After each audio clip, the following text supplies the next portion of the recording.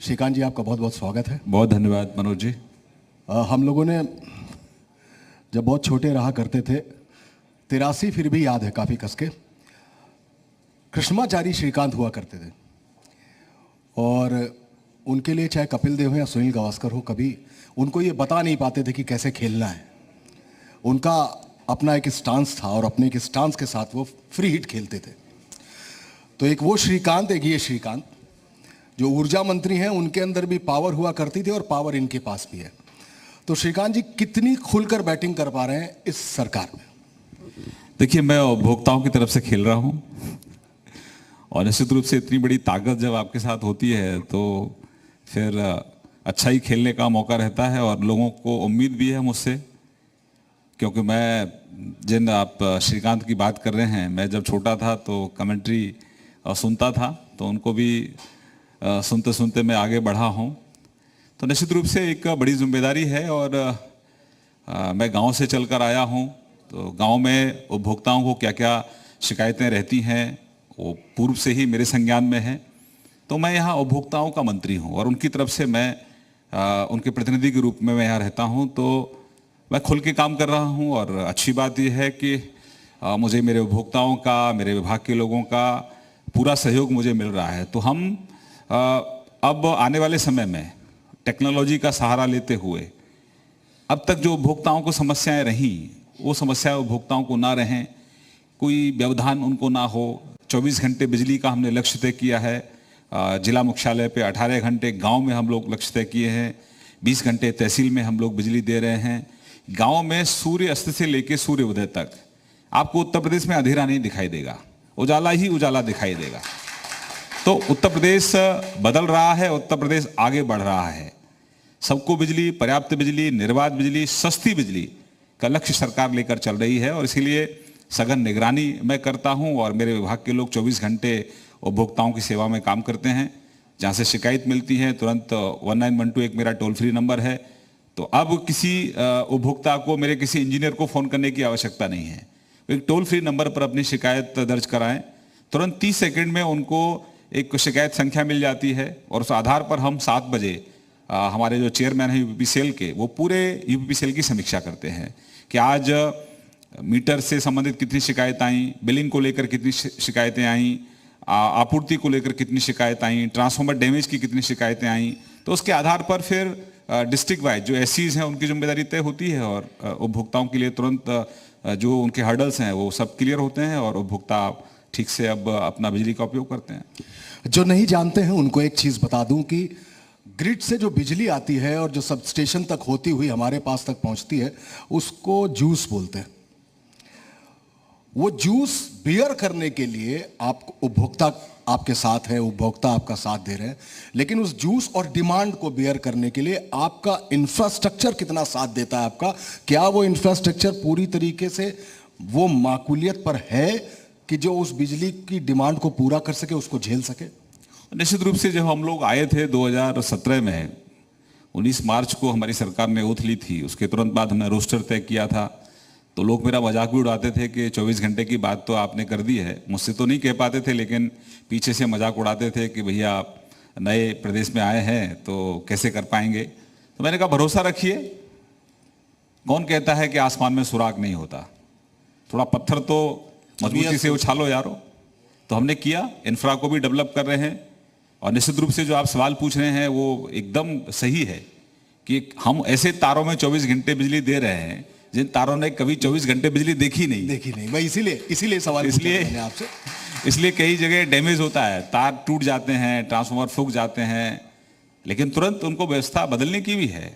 अगर आपकी मनोस्थिति है, मानसिकता है कि मुझे गाँव में बिजली देनी है 18 घंटे, तो आप दे सकते हैं।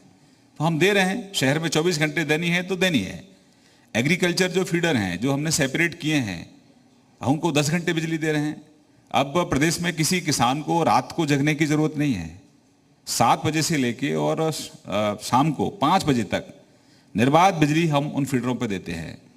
पहले पूर्व में किसान इंतजार करता रहता था कब बिजली आएगी, और जैसे बिजली आती थी रात को वो अपना खोर लेकर पहुंचते थे, कंबल लेकर पहुंचते थे और खेत तक पहुंचते पहुंचते बिजली गायब हो जाती थी। तो पूरी रात किसान की अगर देखें आप, ठंडी में खेत से घर और घर से खेत तक निकल जाती थी। लेकिन अब उसको भरोसा है कि 7 बजे बिजली आ जाएगी और 5 बजे तक बिजली रहेगी। अगर कहीं टूट फूट होती है, क्योंकि व्यवस्था जर्जर थी, अभी भी उसमें कोई हम ये कहो कि आप पूर्णतः पूरी व्यवस्था ठीक हो गई, ऐसा नहीं है। पार्टली इसको ठीक भी कर रहे हैं, लेकिन 1912 पे कॉल आएगा, कम से कम समय में उस व्यवस्था को ठीक भी करते हैं और फिर ट्यूबवेल उसका फिर चालू हो जाता है। ये बात तो सही है कि हमने बहुत दिनों से ये नहीं देखा कि फला शहर के ढिमाके सब स्टेशन पर जूनियर इंजीनियर को घेरा, एडीओ को पकड़ा, उसके संग मारपीट की, ये तो नहीं हुआ। लेकिन क्या ये सच है कि जितने जिले हैं वो सारे जिले 24 घंटे बिजली पा रहे हैं? देखिए, बहुत अच्छा लगेगा आपको ये सुनकर कि मेरी सरकार में कोई भेदभाव नहीं है। पूर्व में 4 जिलों को ही बिजली दी जाती थी, लेकिन हमारी सरकार में समान रूप से सभी सरकारी 75 जिलों में 24 घंटे जिला मुख्यालय पर बिजली जाती है, 18 घंटे गांव को बिजली जाती है, 20 घंटे तहसील में बिजली जाती है। और आप यहीं से अभी मेरे कार्यक्रम के चलते चलते ही, क्योंकि आपके सब पत्रकार मित्र हर जिले में हैं, आप बहुत अनुभवी पत्रकार हैं, आप किसी पत्रकार से गांव में जाकर पूछ सकते हैं कि भाई रात को बिजली आती है कि नहीं आती है। तो ये एक भरोसा उपभोक्ताओं का हमारी सरकार पर बढ़ा है और उसकी सघन निगरानी होती है। इसका पूरा श्रेय मैं अपने इंजीनियरों को देता हूँ। पूरी मेहनत करते हैं, जैसे ही शिकायत मिलती है तुरंत उसको ठीक करते हैं। हाँ, लेकिन हाँ, हमारे यहाँ स्टाफ कम है, उपभोक्ताओं के सापेक्ष मेरे यहाँ इंजीनियर कम है।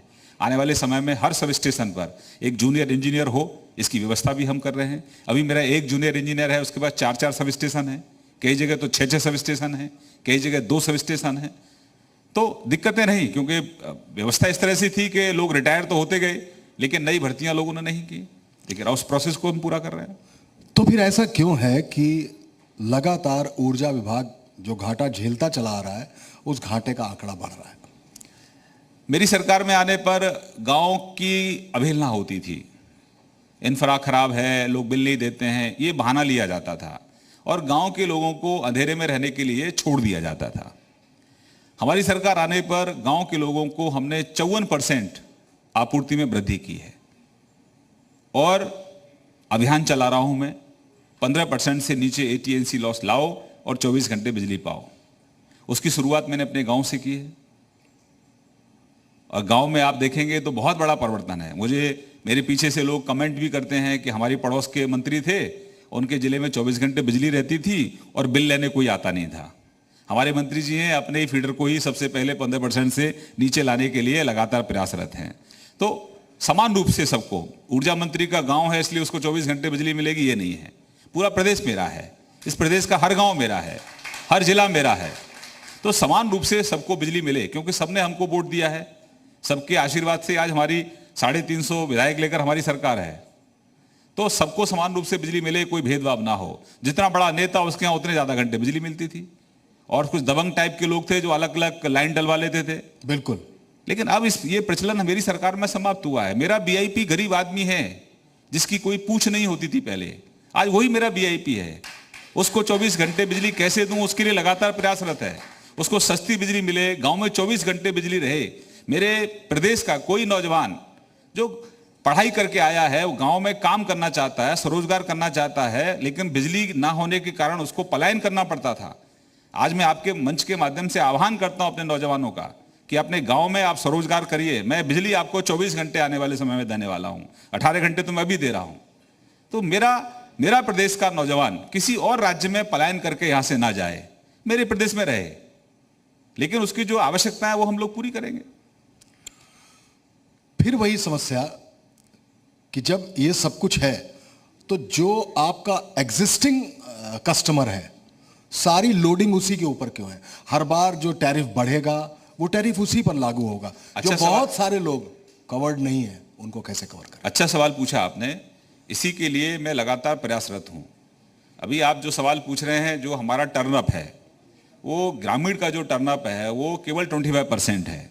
टर्नअप का मतलब होता है कि 100 लोगों में से 25 लोग ही बिजली का बिल देते हैं, बिल्कुल 75 लोग नहीं दे पाते हैं। तो अब हम प्रयास कर रहे हैं आप लोगों के माध्यम से, और अच्छा प्रयास है। अब उसकी संख्या धीरे धीरे बढ़ रही है, लोगों का भरोसा बढ़ रहा है। पहले बिल तो जाते थे लेकिन बिजली नहीं जाती थी, तो लोगों में निराशा रहती थी कि यार बिजली तो 4 जिलों को देते हैं, बिल सब जगह भेज देते हैं। तो लेकिन अब समान रूप से बिजली जा रही है तो लोगों में भी भरोसा है, लोग अब बिल देना भी शुरू कर रहे हैं। फिर मेरा आदेश है कि सही बिल, समय पे बिल उपभोक्ताओं को मिले, जिससे कि उपभोक्ता सही समय पर अपना बिल जमा कर सके। दिक्कत हमारे यहाँ ये थी कि उपभोक्ता को सही बिल पहुंचता ही नहीं था। बिल्कुल टेबल बिलिंग हो जाती थी। जो मीटर रीडर हैं वो ब्लैकमेल करते थे कंज्यूमरों को। वो सिर्फ एक चाय की दुकान पर बैठकर ही बिल बनाते थे। कोई मीटर रीडर किसी उपभोक्ता के घर नहीं जाता था। इसीलिए मैं डाउनलोडेबल बिलिंग शुरू की है, जिससे कि ये मेरे कंज्यूमर को कोई चीट ना कर सके। अब उसको घर जाना ही पड़ेगा। जो मीटर रीडर है वो घर जाएगा तभी वो रीडिंग लेकर आएगा, और सही रीडिंग लाएगा तो सही बिल पहुंचेगा। सही बिल पहुंचेगा तो उपभोक्ता दौड़कर बिल को जमा करेगा। मेरा उपभोक्ता बहुत ईमानदार है, लेकिन उसको उसके घर तक सही बिल तो पहुंचे। पहले बिल ही नहीं पहुंचता था सही, इतनी सारी दिक्कतें थी। मेरा सवाल का एक हिस्सा रह गया।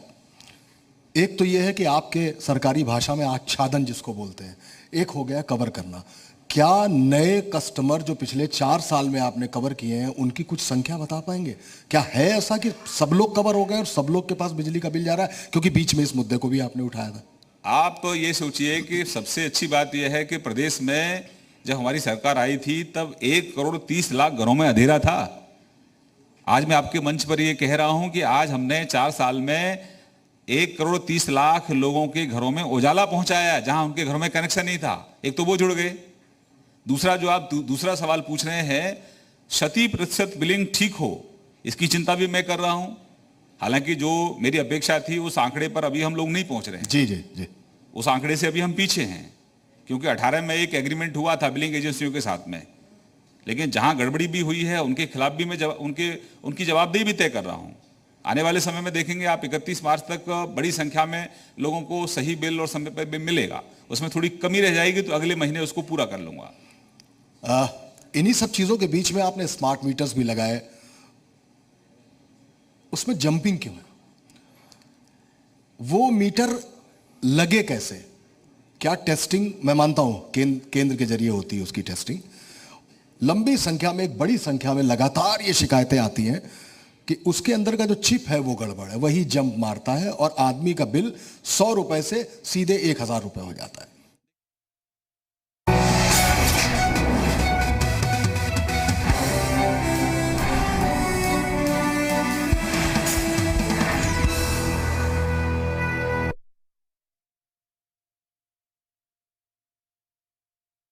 प्रीपेड पे जाना है।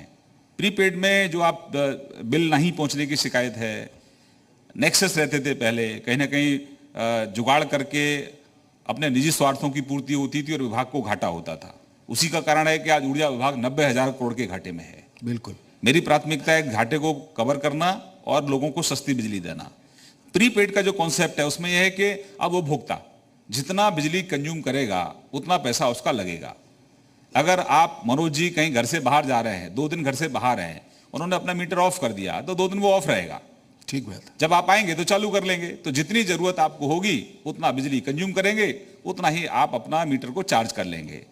स्मार्ट मीटर जो शुरू हुआ था ये केंद्र की योजना थी और हमने इसको हाथों हाथ लिया। अब वो भी 100% होना है। उसके पीछे मोटिव यही था, मकसद यही था कि उपभोक्ताओं को ये जो मीटर रीडर हैं इनसे कैसे निजात मिले, गलत बिल की जो शिकायतें इनसे कैसे निजात मिले। फिर कई बारी घर पे हमारी बहन होती हैं, हमारी बेटियां होती हैं, घर पे आदमी नहीं होता है, मीटर रीडर जाता है, कई बारी शिकायतें आती थी कि बदतमीजी होती है, तो अब वो घर जाएगा ही नहीं। अब तो जिनके यहाँ स्मार्ट मीटर है उनके मोबाइल पर बिल पहुंच जाता है और आप मोबाइल से ही एक हम लिंक भेज देते हैं, आप ऑनलाइन पैसा जमा कर सकते हैं। लेकिन इसकी शुरुआत मैंने जहां बैठे हैं ये अपने गृह मंत्री जी का लोकसभा क्षेत्र है, यहां से शुरुआत की। ये प्रदेश देश के प्रधानमंत्री जी का प्रदेश है, उनकी लोकसभा से शुरुआत की। ऊर्जा मंत्री के विधानसभा से इसकी शुरुआत हुई। पीछे मोटिव यही था, माननीय मुख्यमंत्री जी के गृह जनपद से इसकी शुरुआत हुई। तो 11.5 लाख जो मीटर लगे, इसके पीछे मंशा ये थी कि इन अगर क्षेत्रों को हम चयन करेंगे तो इसकी निगरानी अच्छे से हो जाएगी।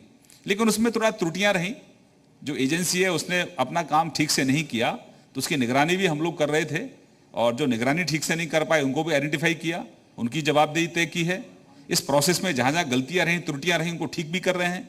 आपने देखा होगा मैं डोर टू डोर जाता हूं, दरवाजा नॉक करता हूं, पूछता हूं कब लगा है, मतलब ऊर्जा मंत्री पूरी चिंता करता है कि उसके उपभोक्ताओं को कहीं कोई असुविधा ना हो, मैक्सिमम उसको सुविधाएं कैसे दें, इसके लिए मैं काम कर रहा हूं।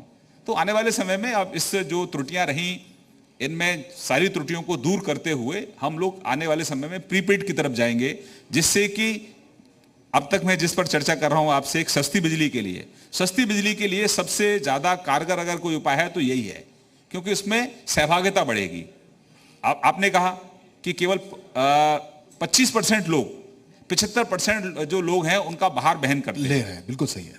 मैंने यूपीपीसीएल की जवाबदेही तय की है, अपनी बिलिंग एफिशिएंसी बढ़ाओ, कलेक्शन एफिशिएंसी बढ़ाओ, ईमानदार उपभोक्ता जो समय पर बिल दे रहा है उस पर अतिरिक्त भार मैं नहीं आने दूंगा, और उसका परिणाम यह है कि 2 साल से हमने टैरिफ नहीं बढ़ने दिया है। 2 साल से हमारे प्रदेश में टैरिफ नहीं बढ़ा है, जबकि घाटा बढ़ रहा है। हमने जवाबदेही तय की है कि अपना एफिशिएंसी इंप्रूव करो। मैं आपकी बात से काफी कुछ अपने आप को टैली भी कर पा रहा हूं कि जब प्रीपेड का मेथड आप लाएंगे, पूरी तरीके से 100% की बात कर रहा हूं, जब उसको लेकर आएंगे, पल्स रेट बढ़ने और मीटर के जंप करने का जो झंझट है, जो त्रुटि है, वो कैसे ठीक होगा? जब टेक्नोलॉजी आप लेकर आते हैं तो उसमें सुधार के लिए भी व्यवस्था होती है। अभी जैसे जो आप जंप की बात कर रहे हैं, उस पर कुछ आइडेंटिफाई हुए, उनको ठीक कर रहे हैं। 1912 मेरा टोल फ्री नंबर है।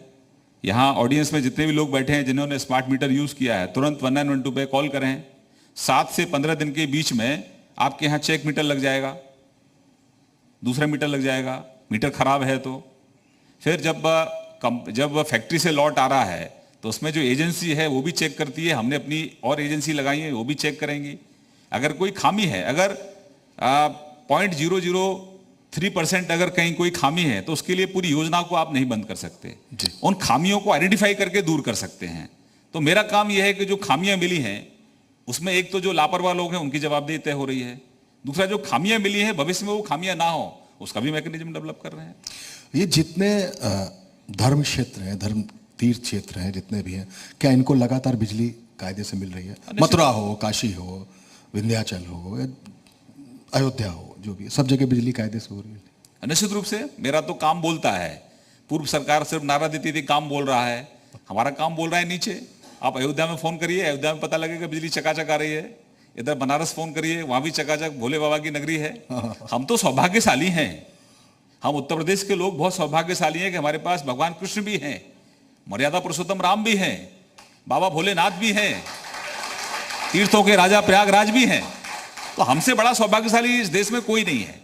और हमको उससे भी ज्यादा सौभाग्य हमारा यह है कि इन स्थानों को भव्यता, दिव्यता प्रदान करने का भी अवसर हम लोगों को मिला है। तो इसलिए इन स्थानों को भव्य भी बना रहे हैं, दिव्य बना रहे हैं। अभी देखा आपने प्रयागराज में कितना भव्य कुंभ का आयोजन हुआ।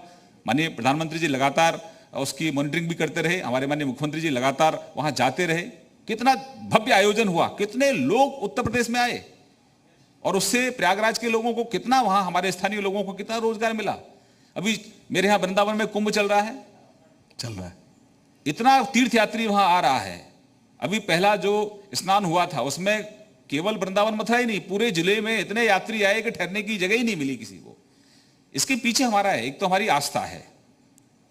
मैं तो गर्व से कहता हूं कि मैं हिंदू हूं, लेकिन हमारी गवर्नेंस में कहीं कोई भेदभाव नहीं है। अगर मैं हिंदू हूं इसलिए मेरी गवर्नेंस में कोई भेदभाव नहीं है। मेरी जो बिजली है वो समान रूप से सबको जाती है, उसमें कहीं कोई भेदभाव नहीं होता है। मेरी जो प्रो पुअर है, मेरे आदरणीय प्रधानमंत्री जी की जो स्टेट की और केंद्र की जो योजना है प्रो पुअर की, उसका लाभ समान रूप से सबको मिलता है। लेकिन भगवान कृष्ण के प्रति, भगवान राम के प्रति, बाबा भोलेनाथ के प्रति, तीर्थराज के प्रति हमारी अपनी आस्था है। अगर इन स्थानों का अगर अब विकास नहीं होगा, इनको दिव्यता भव्यता अब नहीं मिलेगी तो कब मिलेगी? और इसके पीछे मोटिव यही है कि उत्तर प्रदेश की पर कैपिटा इनकम को बढ़ाना। ठीक बात है। यहां प्रदेश में जिस दिन हमारी प्रति व्यक्ति आय बढ़ेगी तभी तो हमारा प्रदेश आने वाले समय में आर्थिक रूप से स्वावलंबी बनेगा। मकसद यही है। मैंने माना कि बाबा भोलेनाथ की नगरी, मैंने माना कि भगवान राम की नगरी, विंध्याचल, सब जगह बिजली मिल रही। क्या किछौछिया शरीफ अंबेडकर नगर में भी उतनी बिजली मिल रही है? क्या बाराबंकी के देवा शरीफ में भी उतनी बिजली है, या वहां भी कोई शमशान और कब्रिस्तान का फार्मूला लागू है? देखिए, मैं इस तरह की चर्चाओं में एक तो जाता नहीं। मेरा काम है प्रदेश के हर गांव में, हर घर में समान रूप से बिना भेदभाव के बिजली पहुंचाना।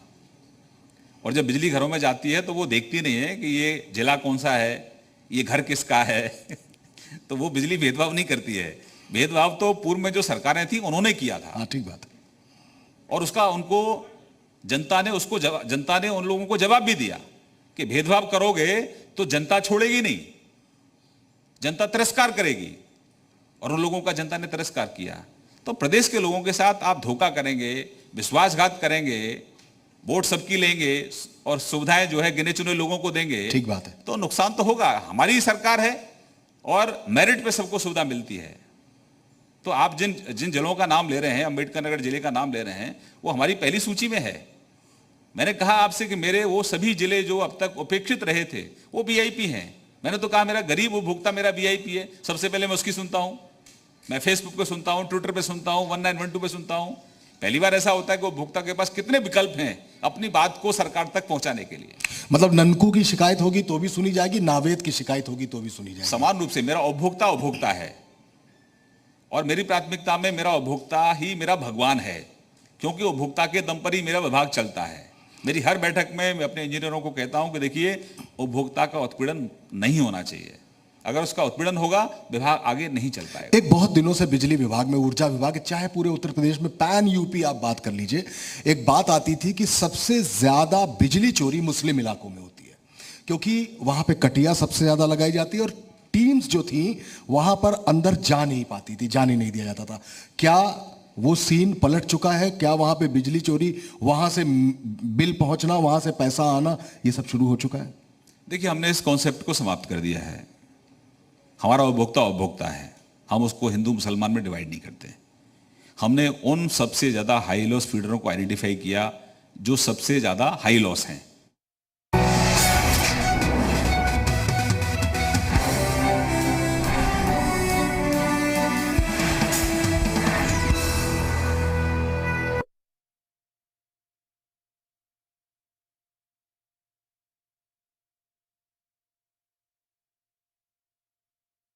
हिंदू में हमने ये नहीं किया। हमारा फीडर है, जो सबसे ज्यादा नुकसान में फीडर है उसको हमने चिन्हित किया और उस पर हम लोग काम कर रहे हैं। बड़ी प्रसन्नता हो रही है मुझे आपके साथ ये शेयर करते हुए कि जो हाई लॉस फीडर थे, मेरे इंजीनियरों ने अथक प्रयास करके 5 महीने के अंदर उन 4200 फीडरों पर 11% से ज्यादा लाइन हानियां कम की हैं। 11% से ज्यादा। और 1% अगर आप लाइन हानियां कम करते हो तो एवरेज उसका कम से कम 350-400 करोड़ आता है।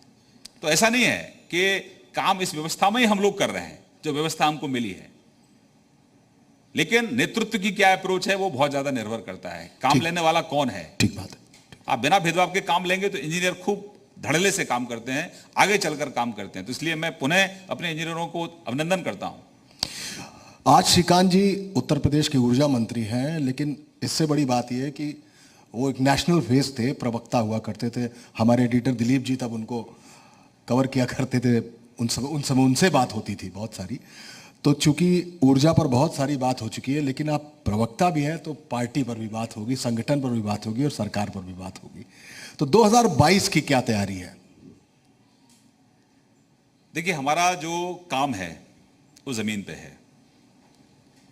2014 में मैं नमन करूंगा आपके मंच के माध्यम से अपने प्रदेश की जनता को, वंदन करूंगा कि 2014 में हमारे उत्तर प्रदेश के लोगों ने भाजपा पर भरोसा व्यक्त किया। उसके बाद 2017 में हम वंदन करेंगे अपनी जनता का। 2017 में जनता ने भाजपा पर भरोसा किया। अभिनंदन करेंगे कि 2019 में भी जनता ने हम पर भरोसा व्यक्त किया और उत्तर प्रदेश के दम पर देश में पहली बार गैर कांग्रेस सरकार यानी कि भारतीय जनता पार्टी की सरकार दोबारा से नरेंद्र भाई मोदी जी के नेतृत्व में पूर्ण बहुमत से हमारी सरकार बनी। और उसी का परिणाम है जो आप मेरे से पूछ रहे हैं कि अयोध्या में विकास हो रहा है, मथुरा में विकास हो रहा है, प्रयागराज में विकास हो रहा है, बाबा विश्वनाथ की नगरी में विकास हो रहा है। और उसका भी ये सबसे बड़ा फायदा ये है कि जो लोग मंदिरों की तरफ देखना पसंद नहीं करते थे, आज वो मंदिर जा ही नहीं रहे, मंदिर जाकर फोटो भी खिंचवाते हैं और सोशल साइट पे भी डलवाते हैं। ये बदलाव है। अखिलेश यादव कहते हैं कि आप सब साफ होने वाले हैं।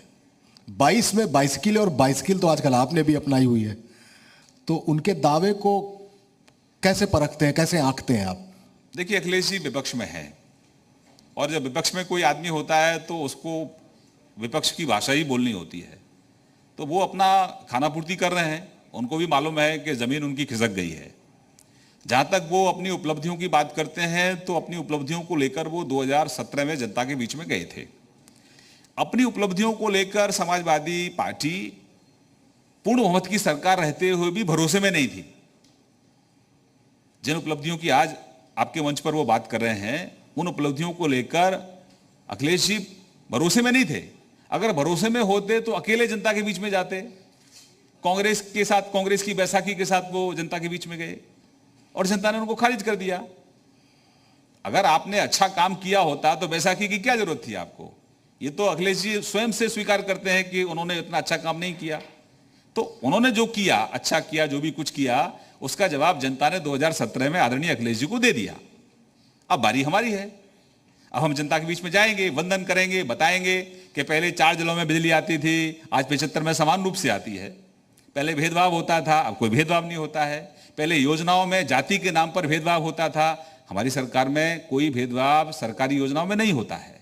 मेरिट पे जो हकदार है, जो लाभार्थी है, उसी को लाभ मिलता है। पहले जो लाभार्थी नहीं थे उनको लाभ मिलता था, जो लाभार्थी थे बेचारे पीछे रह जाते थे। जिनको लाभ नहीं मिलना चाहिए उनको लाभ मिलता था, और जो ओरिजिनल लाभार्थी है उसको मौका ही नहीं मिलता था। तो अखिलेश जी को जनता ने जवाब दे दिया है। अब हम जाएंगे, अपनी उपलब्धियां जनता के बीच में रखेंगे और जनता का आशीर्वाद लेंगे। जितनी सीटें आई थी उतनी ही लेंगे।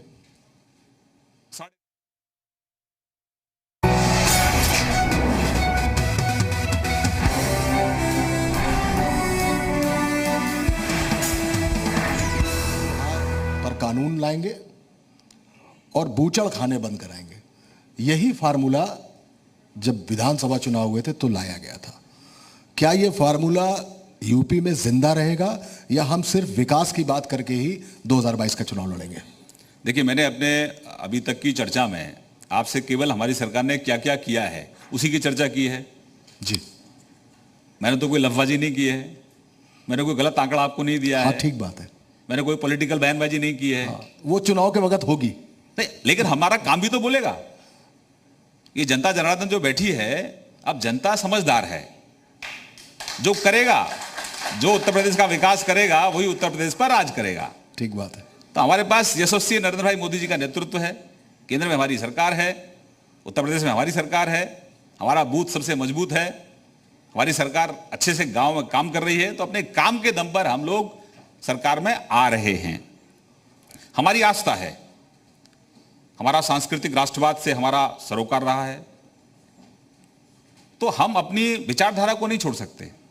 हम अपने विचार के साथ पूरे उत्तर प्रदेश का विकास कर रहे हैं और हमारे साथ जनता जुड़ रही है, जनता हमको आशीर्वाद दे रही है। तो ये थे ऊर्जा मंत्री श्रीकांत शर्मा जी। आपका बहुत बहुत शुक्रिया, आपने सारे सवालों का श्रीकांत की तरह ही जवाब दिया।